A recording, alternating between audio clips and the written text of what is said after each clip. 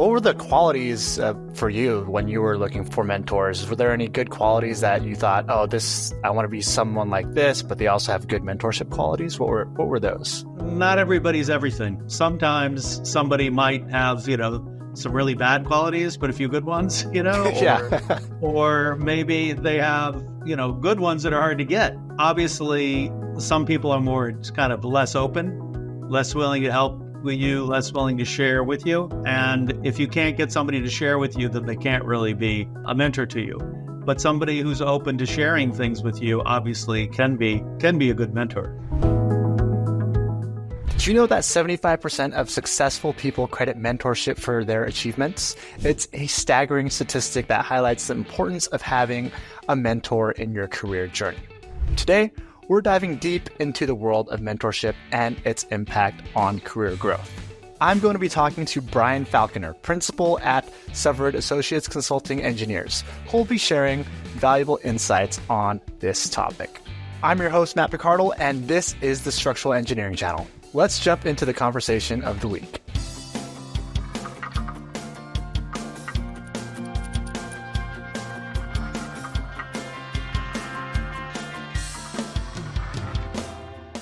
Hey, Brian, thanks so much for joining us today. Can you start by telling us a bit about yourself and your career journey in structural engineering?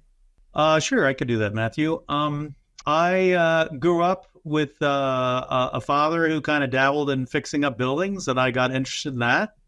And I decided then that I might want to study engineering or architecture. So I looked at those closely, but then decided I didn't want to do either. And then I went off to college and I was studying, like economics and stuff like that. And then I was sitting next to somebody in the library that I knew, and they had a book on architectural engineering. This was at the University of Kansas, which is one of maybe like 12 architectural engineering programs in the country. And I saw this book and I said, well, that looks interesting. What is that? And so then he let me look through the book. And the next day I went down to the architectural engineering department. I transferred. I signed up for all new classes for the next semester. And so then I made the shift. I was a little bit more interested in construction at first, but then I kind of found I was more into design. And since it was an architectural engineering program, and that particular program at the University of Kansas, you studied a lot of architecture and you studied engineering with it. So I was getting exposed to both. And so that kind of sucked me into the design world. And in fact, I think it was my last year there. It was a 5-year program. My last year there, I was hanging out with some friends of mine, and I said, I think I'd like to really, design with a lot of the countries in the world's best designers. And I think that would be much more stable because they've got to always have work and it'd be this and that. And so I was thinking about doing that. I also was thinking about going to graduate school because I knew that I liked teaching. I might want to go back to teaching someday. And I needed to have, if I didn't have a master's degree, I'd have a lot longer trip. So I want to do that too. So I ended up going to the University of Texas in Austin to get my graduate degree. And then at the end of that degree, I was interviewing all around the country, and I took a job with Severud Associates and ended up doing basically what I told my friends my last year at Kansas that I thought I might do, which was working with a lot of the top designers in the country and the world, through the office in New York. And, I feel very fortunate in many, many ways. And it just kind of worked out. I always collaborated well with architects. So I progressed really well in my career. I was somebody that people wanted to collaborate with. And so that's really what furthered my career working with other designers. That's a cool story, how one book kind of changed the trajectory of your entire career path, essentially, just from that one. It did. Well, I think we all have those moments in our lives, and hopefully we walk down that path, right? Yeah. Yeah, I remember mine was watching a Discovery Channel about, it was a Taipei 101, the documentary and the engineering behind it. And then when I went to college, that's what I wanted to do. Things like that is engineering. So yeah, we all have those moments. Yeah. I still know the guy that I was sitting next to, and I tell him from time to time, we talk about it. He says, oh yeah, I remember that. I remember that pivotal moment in your life. That's so cool. Yeah, that moment that define the next, well, yeah, your whole career essentially. 40 So cool. years? Yeah. Yeah. 41 years. That was 41 years ago. Wow. And I know mentorship, that's been a big part of your career in philosophy too. It's a crucial part of professional development, I think, for any engineer. But how do you define mentorship, and what are the key components for you that make it effective? Mentorship is kind of easy to define, right? It's just like sharing what you know with other people, right? And one of the most key components, right, is that somebody has to want that. They will have to want to be mentored. They have to ask one question, and you have to be willing to share it. And I think that we're all mentors. It's just to different degrees. And I think that we all have things to offer as mentors. Like, not everybody needs the same things. Not everybody needs the same things across their career. And so there are lots and lots of opportunities to mentor people around you. And I think there are lots of different ways you can connect to people to end up being a mentor to them. Obviously, when someone works with you in a company, there's a lot more opportunity because you have a lot more exposure to them. But even, people that, tangentially can, offer even small bits of advice that you take with you the rest of your life, like that pivotal moment in the library.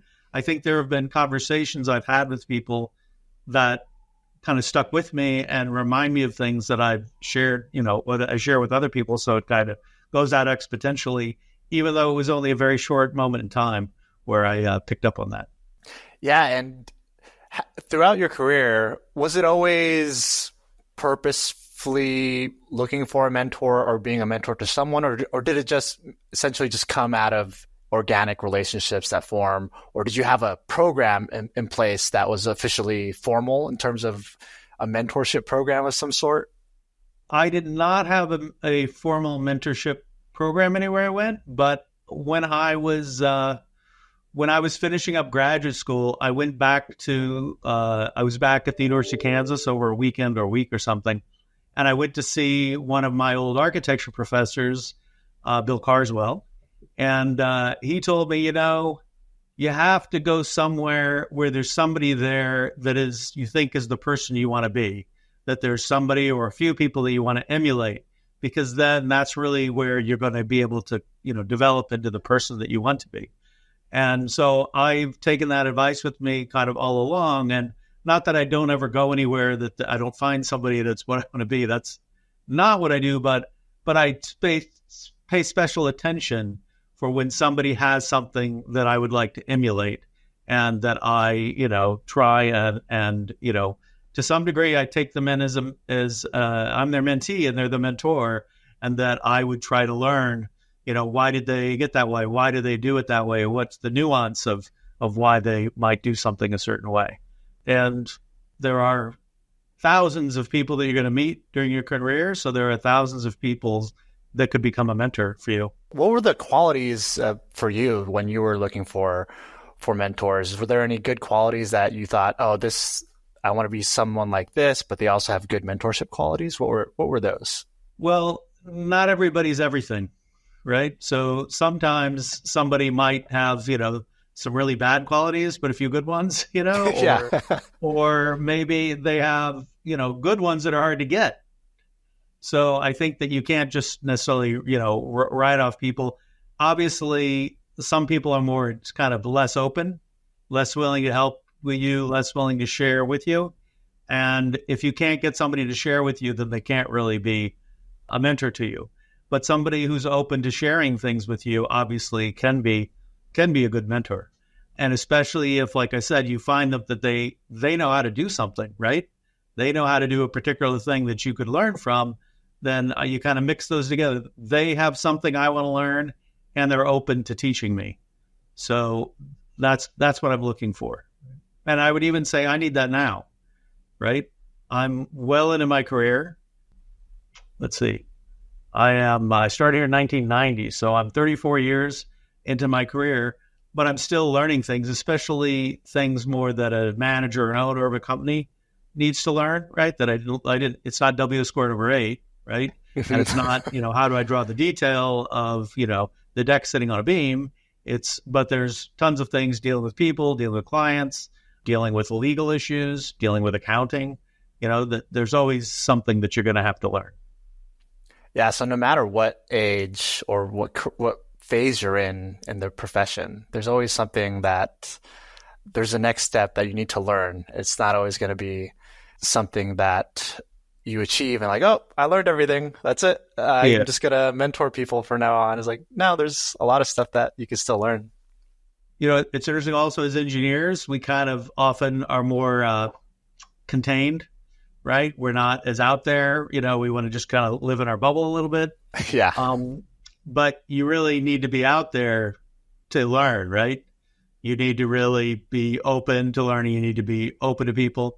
You have to be open to people that are different from you, right? And you have to be able to kind of also, a certain degree, parse out what someone has to offer you, right? Not necessarily just write somebody off, right? But say, well, yeah, I'm not going to learn these things from them, but I could learn those. Yeah, asking those specific questions, the qualities that you think you can learn from them. I find that it's really good because in my experience, even just maybe the proximity for me, being close to my managers in terms of they're available, they're open and willing to answer my questions. To me, that was a big part of even just learning things from my managers, my principals, and them being willing to show me the ropes on whatever help I needed. I think that that's common. I think that your managers commonly are going to help you. I think it's going to be an exception to find a manager that isn't going to help you. Some managers, you need to ask for what you need more than others. And I think it's rare that you find people that are working with you that don't, that aren't willing to help you. So I encourage people to reach out for that help, to ask the questions and to ask to be mentored. Yeah. Was there, from an organizational perspective, was there a need for a more formal aspect of it, or would a formal mentorship program benefit from structural engineering firms? Or what are your thoughts on that? We talk about that in our office quite a bit. And maybe I'm a bit biased then. So, we actually, when someone comes as an intern, we give them a mentor for the summer. We assign them a mentor so that they aren't like kind of lost in the woods for the summer, so they get a much better experience. But when we hire somebody full-time, really their team is supposed to be the mentor. It's not one person. It's a group of people. Some people say, oh, you should have one person. I don't think that way. I think that they should have their team. And I even say, and you know what? It's bigger than your team. What if you want to learn to do something technically that nobody in your team really does? Then you have to be able to reach out of your team to the people that know how to do that. Or what if there's somebody in the office that's really good at dealing with difficult contractors?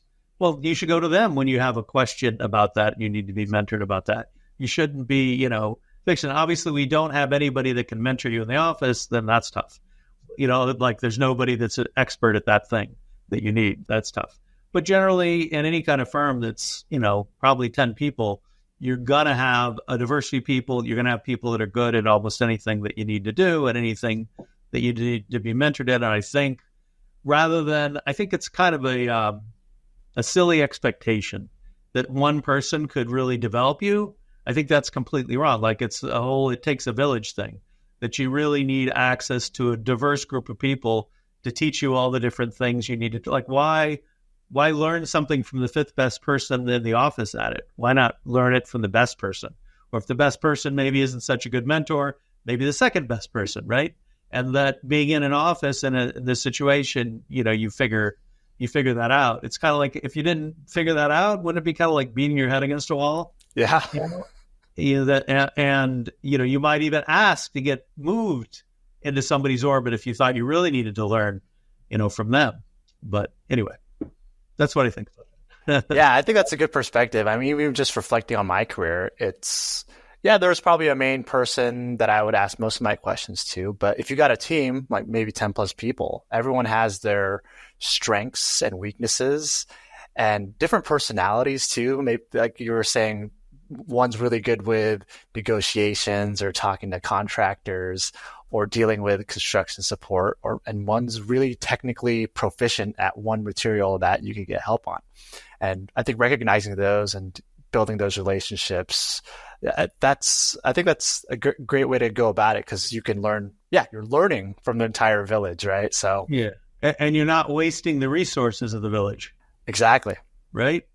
So you're doing something. I kind of talk about sustainability with a lot of things. Like if you want to sustain your expertise in things, if you have people siloed off, that's not going to do it. You need to integrate the best things in your company. You always integrate them. Even in our industry, we have to be integrating the best things because it makes what we're doing better for everybody, Yeah. And on a personal level, like what was your personal experience being mentored and mentoring individuals? So I have to give first props to Edward Messina, who was the person I worked under the most while I was coming up at Severud Associates. And he really was a very open person. He would, let me pontificate about lots of different things and figure things out. He'd tell me when he didn't agree with me, obviously, and he gave me a lot of support and a lot of space to grow. I would say there are other people in my company, though, that I had exposure to and learned different things from those people. Sometimes I learn things from people that are, less senior than me, right? That aren't even at my position. And I would say, as far as being a mentor to people, I'm not the best mentor at everything, right? And in fact, I often tell people that really it's most important for me to mentor the people that are kind of higher up and closer to my position, because I need to mentor them. Like nobody else can mentor them. It has to be me. And so I can't mentor necessarily the engineers in my office as much as I might mentor the associates, senior associates, associate principals. And, I think though that, I'm a pretty good mentor. There might be some better mentors in my office, and definitely there's some mentors that are better at certain things. So I don't expect myself to be perfect. Sometimes people don't they kind of clash, right? They go do this instead of this. It's hard to help somebody when you're not kind of jiving. And that's something to realize too, that if you're going to be a good mentor, that maybe it isn't working and they need a different mentor and, you need to mentor somebody else. But I think, in general, I think I try to give a lot to the people that work for me and the people that come to me. I try to be available to them. I try to help them. If I'm a schmuck about something and I'm no good, I hope they realize that. It's not, they say, well, I really can't ask Brian that. Let's not ask you again. Because I won't know. I'll try and help them, right? Yeah. So I'm not perfect. But I also, as far as stories of mentorship, sometimes people have to learn, sometimes it's really easy and somebody asks something, you just tell them and they go and, they test it out a little bit and, they're doing fine. Some people sometimes have a much more difficult thing that they have to learn, right? That there's something that they have to do that isn't really what they want to do. Like in their mind, they think it shouldn't be that way. It should be some other way. And you have to try and get them to see something that they don't want to see so that they can grow, right? So that they can realize they have to put one thing down and pick something else up. And that can be really difficult. And, that can take a lot of energy that you don't feel like you're, being productive to do it. But for that person, that could be really important, for them to see that. And, it's true. Sometimes the mentee doesn't see it, right? They never see it, right? But you still try. And sometimes the mentor doesn't see what they need to do to help the person and can feel helpless too. But I have been in that situation where I've had to help somebody that doesn't really want to see something. And it's taken a long time, but, not in all cases, but in a lot of cases, they come around to kind of see what it is. I think it helps if they trust that you care about them and that you have their best interests at heart. You're not just, trying to be critical or to bully them. And so I think as a mentor, you have to take that effect. People aren't always going to listen to you. So you can't be all of a sudden, well, you didn't listen to me the last time I told you this, so I'm not going to tell you again. you might have to tell them a few times, right? You can't just like give up on people. So I don't know if that exactly answered your question, but those are some of my experiences, I'd say, with being a mentor and being a mentee as well. So that answer everything? I don't know. Yeah, that was a great. Yeah, I just wanted to see what your perspective was, and those were some great points. I think in terms of, I think a lot of us fall into that where we're doing something, but it's like that third-party plan check or a plan check on yourself and your habits. You may not see it, but it just takes a person that's a little bit farther away that can see the overall picture better than you since you're in the weeds. Yeah. And yeah, that could change someone's trajectory in terms of what their weaknesses are or something that they need to change or they can have a different view on. And, this is a team sport, right? It's not individuals, it's how we do as a group. So it's really important for any organization, right? Whether it's a company or it's the Structural Engineers Association or Structural Engineering Institute or ASCE or whatever, it's really important that we're going somewhere together. And the only way we go there together, is if we communicate, if we help each other, bringing up everybody, right? Those are the things that make us better as a whole. Yeah, absolutely. And I know you also mentioned the word open is mentors have to be open.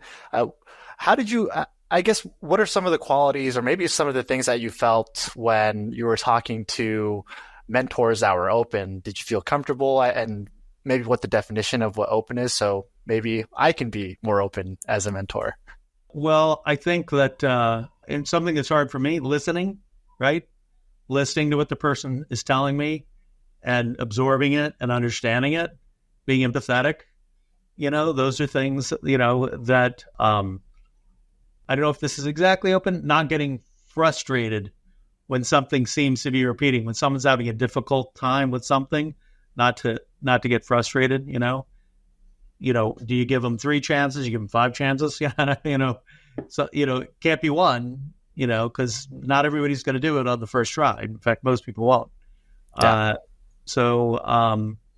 And I would also, once we do something one way and it works, it's kind of very enticing for us to think, oh, that's the way you do it then. And I'm going to do it the next way for the next person. And then it doesn't work. And then you might think, oh, it's their problem. Well, not really. People are different. It might be just something different. You need to change it some way so it communicates to that person, right? You have to maybe think about them and, you're trying to help them. You're not, it's not some blueprint or a list of check boxes that you're giving somebody to do. You're trying to address kind of who they are and what they can do. And maybe they're trying to do something that's really, hard for them because they're not good at that. Maybe they're not going to get to be as good at as some other people, but they could still improve. Yeah, I think that's an important, like feeling safe when they ask you questions, right? You're not just going to trash them because they don't know anything. And even if you had the answer that worked for another mentee, for example, yeah, exactly what you were saying. They may have grown up with a different background or different technical skills. And you can't just give them a blueprint of, here, this solves all your problems. You have to adjust and be patient. I think that's thinking to the ones, my mentors too. Yeah, I would feel safe to ask them questions and knowing that they had your best interests at heart. What you were saying, that that they cared for you, even though they may tell you something, but it's the truth, but it's for your own good. And that you would feel safe around them. So I think that's a great answer. And I think most people are that way, right? We might be good or bad at explaining something or something, but I think most people do care about the people around them and want to take care of them. And the mentors become managers, right? If you can't be a mentor, how could you ever be a manager, right? If you're not going to listen to people that tell you they're having difficulty doing something or they're not going to get it done in time or, whatever the things you have to do to manage people, if you discourage people that are working for you from communicating with you, that's not going to play well as a manager. And if you can't be a manager, then you're stuck doing only everything yourself all the time. And that's a smaller career. It's a bigger career when you can be part of a team and lead a team. And I think, even if you don't want to lead a big team, I think that just about everybody has to, from time to time, lead some kind of team in order to work in this. If nothing else, you're collaborating with architects and mechanical engineers and contractors, and you have to work in that team environment, at a bare minimum. So, yeah, it's never with engineers, they think maybe early on in their career that, oh yeah, I'm just going to be doing numbers all day. I want to talk to people. It's the complete opposite, at least with structural engineering. Yeah. It's very hard to do something completely. As you develop. Yeah. Your first couple of years, you could be doing a lot of numbers, right? Yeah. But if you want to advance in the industry, that's not right. That's not what does it. Yeah, you give it a couple of years and you're talking to all sorts of people, all sorts of personalities. And yeah, it's a skill for some people, but I think that's important. It's a skill. You learn how to communicate with others. And can I ask you a question? Yeah, sure. Have you ever experienced like a bad mentor? Like you've tried to get some leadership or some knowledge to be passed from somebody and they won't give it up or they don't know how to communicate to you? I think I've had one where I think he was a good mentor to me, but in terms of maybe some other people, I could see where it was less open, right? I think his mentoring style for me was great. We meshed together, right? We meshed together. Yeah. But some other people trying to apply that same answer or solution, I could see it both ways where it was like, oh yeah, this works really great for us. But maybe if he tries to apply that style with another person, it doesn't work out so well. That's when it kind of becomes where you were saying they were clashing because their personalities didn't match or their philosophies didn't match. So I've seen what ineffective, I guess, mentorship is. So, but it's interesting, I'll tell you, just because I don't know, but either you two really, meshed or you were pliable enough, right, to be able to take what that person had to offer, right? That's a skill that some people have, that it's easier for them to be mentored in that case. And in fact, I would say, well, the more somebody who wants to be mentored could develop some of those skills, the better off they're going to be. Obviously, for the mentor, the more they could kind of, they could expand themselves to handle different kind of people, the more they're going to be able to manage more people and the more they can grow in that way. That's something else to think about, is that really mentorship is a growth opportunity for both parties, right? And so if both of you have that to gain, that you're going to grow, then that makes you both really invested in the process, right? And maybe it still won't always work, but probably, a lot of the time it's going to work better when you're both invested in it like that you both have that to gain. Yeah, I've definitely had more, like I think what you were saying was, I think most people are open to teaching you, right? So I've definitely had more positive experiences than bad ones. But you also bring up a good point that it's a two-way relationship. So for young engineers that are looking for mentorship, what advice do you have to them to be a better mentee? Well, they have to be open too, right? That they have to, kind of acknowledge that there's something for them to learn, right? And it's very helpful for them, I think, if they can then see somebody else has that thing that they need to learn. And in a way, when you first start, the things you need to learn aren't stuff that, the senior people need to learn. You probably need to learn the thing the person next to you is doing. So those relationships come easier. And maybe that's also a good way to practice, opening yourself up, finding, well, that person was okay at teaching this, but that person's really good at teaching it. So that's the one that I should go to. And then as you're going through, maybe you can apply those kind of skills of understanding that, judging what you need, judging who has those skills, judging who the person that can best communicate those skills to you are, right? And, if you just leave out chunks of your development because it's difficult, because you're not being forced into the relationship with the person that you get it from, you're not going to develop as much, right? And from the company side too, I kind of said, why wouldn't I want everybody learning the thing to do from the 2 or 3 best people in the company doing it. Why would I want them to try to learn it from someone that isn't good at doing it? No, it's more valuable for us if we do it the other way. But we both have to kind of be of like-minded about that. And like if I often tell people in my office that they should feel comfortable going like 2 levels above them anywhere in the office to ask them, like, but maybe they're not in your team and you don't normally work with them. Okay, you can't go get an hour from them every day, right? That's not what I'm saying. But if you have a specific problem, you can go ask them and you can get you might get an hour from them at some time.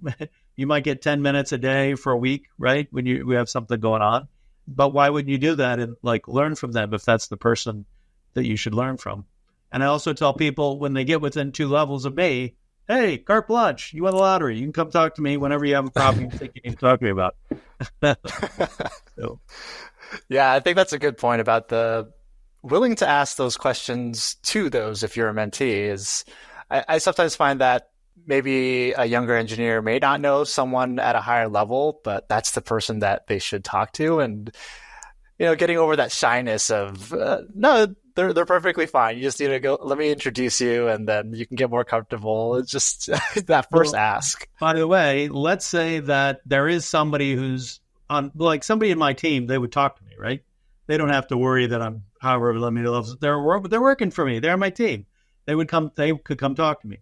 But say they have a question and I know that another principal in my company is really the person that knows how to deal with that. Well, I'll take them with me over to talk to that other principal and we'll have a conversation with all of us.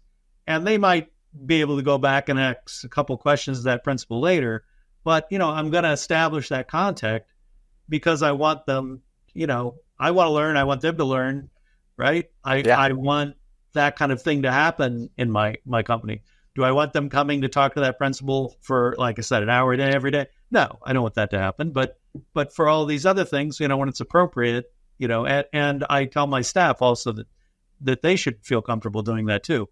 When they know that there's somebody that they should talk to about it, take the younger person with you and go have that conversation. And what about, I know you mentioned outside organizations like CIOSC and maybe NCSCA. Have those applied to mentorship as well? What are your thoughts on that? Yes, in a number of different ways. When you're younger and you're meeting people at those places and you talk to them, quite frankly, even just kind of listening to some of the stories they tell is going to expose you to things that you haven't been exposed to yet, right? And the closer you get to people, the more stories and the more questions you can ask and the more involved you're going to get with them. So like joining an organization and getting on a committee, even if you're kind of at a lower level, opens you up to like being in the room, right? To hear certain conversations and also being able to ask those people different kinds of questions, and get, sometimes advice, sometimes just to understand how something works, but if you don't have those, if you don't go out of your shell and meet people in those situations, you're not really gonna, you're not going to get the opportunity to get that information from them. Yeah, it's that other perspective because you may be stuck in your company, but if you go meet some other professionals that have different company experiences and even expertise, you can get that perspective as well. And that may open you up to, I guess it makes your view of the structural engineering industry more comprehensive. And even getting some advice from them, see what their expertise in, how they do things may be completely different, but that's one way to do it. You might hear from them, by talking to even more your peers that they do something different at a different company than how your company does it. And you might think, oh, that sounds really good. You might bring that back to your company and say, this other company does that. Why don't you do it? Like in our office, we have different teams in our office. And so if a team starts doing something and the other teams like it, they start copying it. Well, it's kind of the same thing. If you're talking to somebody, they're doing something, they obviously, oh, that's a good idea. Well, then maybe your company will start copying, this other company. And then your company gets better, right? Then, of course, some people find, oh, both those companies are doing that. Maybe we should do it, right? Yeah. And then it just kind of spreads from there. But if everybody is siloed, that doesn't happen. And even if you're kind of junior, I mean, you might not want to march to the chairman's office and tell, we should do this. You know what? If you talk with your mentors, and they think that it's a good idea, it will, generally it'll bubble up. Or at least when you're more in a position to maybe enact it, like people have heard of it and be more open to the idea too. So, I think all those are good. All those things are good. Yeah, I like going to those summits, and the NCSCA one that's coming up. I'm going to go to that one. I like seeing different engineers and all their different projects and how they do things. It really is. Oh yeah, that's how they did it. That's crazy. I don't know how they did that. That's cool. And did you have any final piece of advice, Brian, for any engineers that are seeking mentorship or becoming mentors themselves? Well, for both sides, I've talked about being open. I think, that advice that I got from Bill Carswell about, that there's somebody that is kind of for you to emulate, or a few people for you to emulate, pieces of three, or 2 people that you want to emulate, whatever it is. I think that that's something you should be looking for, and something you should look for in your mentors, and you can't ask a lot of people that you have minimal contact with. So if you find people like that, you need to put yourself approximate to them, whether that's joining organizations that they're in, joining committees that they're in, joining their company, whatever it is. You want to put yourself adjacent to the people that you want to be like, and I guess it would be bad if you did that and then found out they were bad mentors. Maybe you could spend a little time making sure that they're the kind of people that you would think are good mentors. If they're managing a lot of people, right, then that's probably a good sign. If people are saying that they're a good manager, that are involved with them, that would be a good sign. Like, just let's give you a for instance. You decide you want to learn some things, be mentored some by somebody that's not in your company, but they're involved in SEOC or something else, and say they're on the membership committee, right? And you talk to people that are on the membership committee with them, and you talk to some of their employees, and they all, that they say that they're a good manager, they're managing, 10 people or something like that. Then get in that membership committee to get close to them and spend some time with them. And, it's not like it's a quick fix, right? But then you are in a situation, well, you can ask them questions, at the end of meetings, you can say, what do you think about this? And some of it that might even just kind of, they might be dropping like apples off a tree, while you're just in the committee meetings too. It might not take you asking them so much. Some of it might just, avail itself to you without even asking things. So of course you can't do that with 50 people. So that might be a special case or two that you do that with. It's easiest to get mentors in your company. If there really is nobody in your company that can mentor you, boy, I'm surprised, but then I guess that would be a reason to change companies. I think for most people, if they avail themselves to people, if they ask the questions, if they put themselves out there a little bit, they're gonna receive the mentorship that they would need or that they would like.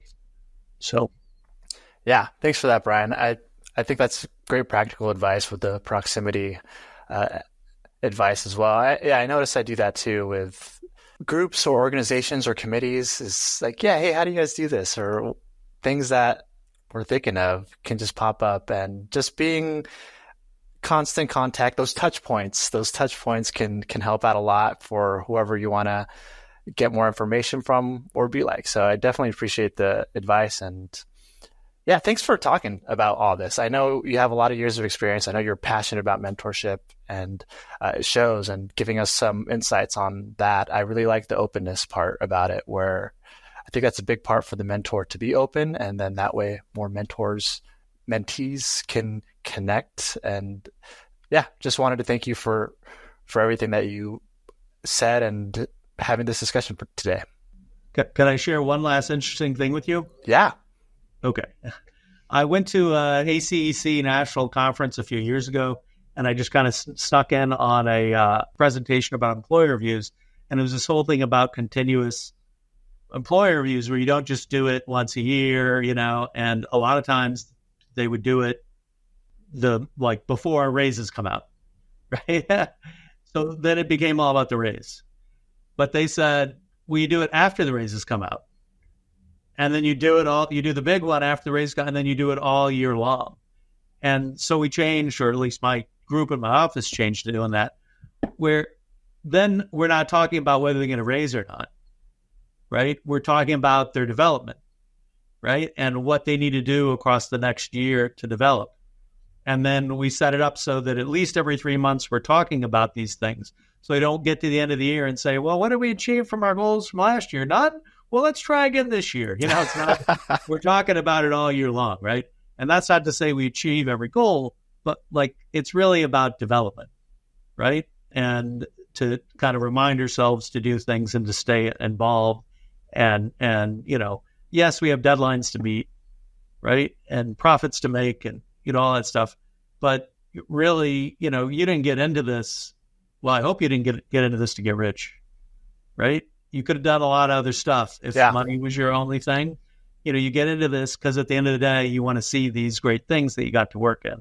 And so developing and be able to taking bigger roles and those things is usually what most people want, right? And so spending time with them, helping them to develop, to do those things is really important. And sort of setting up, not setting it up on everybody comes asking for the raise, but all year long, we're talking about, what are the next things they should be working on for their career, and touching base on them regularly is what, that seems much more effective to me. So. Yeah, I think that's a great practical point. You're saying continuous reviews, almost instead of that 1 year review, it's almost quarterly or every couple of weeks, months. So there isn't going to be a surprise for that employee where, oh, I didn't get a raise. Well, I guess I got to wait a whole another year. No, it's more of, okay, let's take you step by step throughout the year. Here's how you're doing. Let's check on the goals again. And it's those touch points where that even that session encourages mentorship. Yes, that you're constantly involved with them and we're engaged in their development. Yeah, and I think that's a huge part of retention too, feeling that everyone's engaged, everyone's growing and developing in the right path. So that way, everyone's on the same page, the communication is there, the mentorship's there. I think that's a great point. That's a great power tip for companies that I think I'll take that one to on my personal one for reviews. So that thanks for that, Brian. That sounds great. So when I was in that thing, I cheat sheeted and I took a picture of the slide that showed a whole breakdown of it, and then I edited it when I got. So if you want, I'll email that to you. Oh yeah, send me an email and I'll email it back to you. Oh, that's yeah, I'd appreciate that. That sounds great. Yeah, I'll send you an email. Maybe we could well, I don't know. Maybe we could share it with our audience, but if you just want to keep it to the email between us, it's not. Should be fine. What we're saying that nobody invents anything, right? You steal it, Rich. Is you take something and you kind of change it around a little bit so it works better for you, right? You don't really invent it, and that's what happened. So why wouldn't I share it? Awesome, great. Yeah, maybe we could share that too with the audience. So definitely appreciate that. Yeah, thanks again, Brian. I really appreciate it. All right, Matthew. Great to meet you, and thanks for being a great interviewer. Made it very easy. Awesome. Thanks so much. Okay. All right. I hope you enjoyed the episode today. We'd love to hear your feedback, comments, and or questions. To leave them, please visit structuralengineeringchannel.com.